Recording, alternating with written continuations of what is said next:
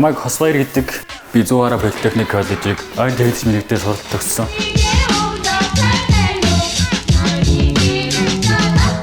Суралцж байгаа хэвцээ одоо ажиллаж байгаа Хошин гэдэг компанийгаа танилцуулгыг ур чадрын тэмцээн дээрээс олж харж ирсэн.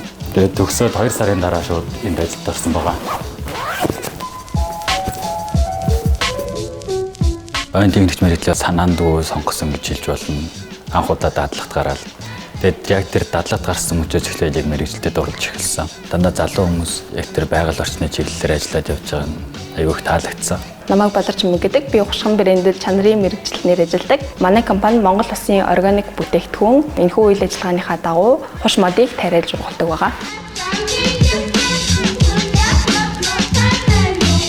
Одоогийн байдлаар ойн мэргэжлэрээ 2-3 жил ажиллаж байгаад ойн инженерээр дэвшин суралцах төлөвлөгөөтэй байгаа. Сайн байцгаана уу, намайг Хушхан брэндийн ойн инженер Ариуна гэдэг байгаа.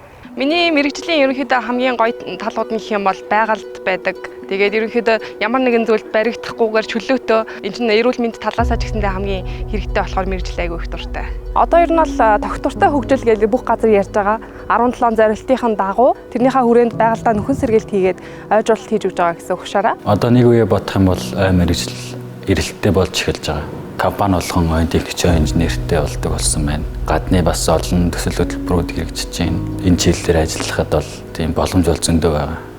Сонирхолтой хэсэг нь яг энэ мэргэжлээс өмнө сурж байхдаа ерөнхийдөө бол нэг газар широоны ажил бол хийж байгаагүй, хурц мөрж байж үзэж байгаагүй.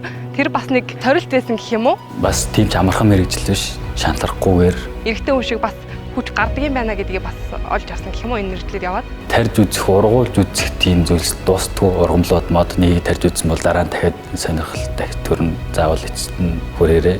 Яг өөрийн гараар тарж ургуулсан өөдс хэмжээний үрнээс авахлаад асар том мод болох хүртэл дэрийг хараад юм сайхан гэдэг тэр үед ойлгох.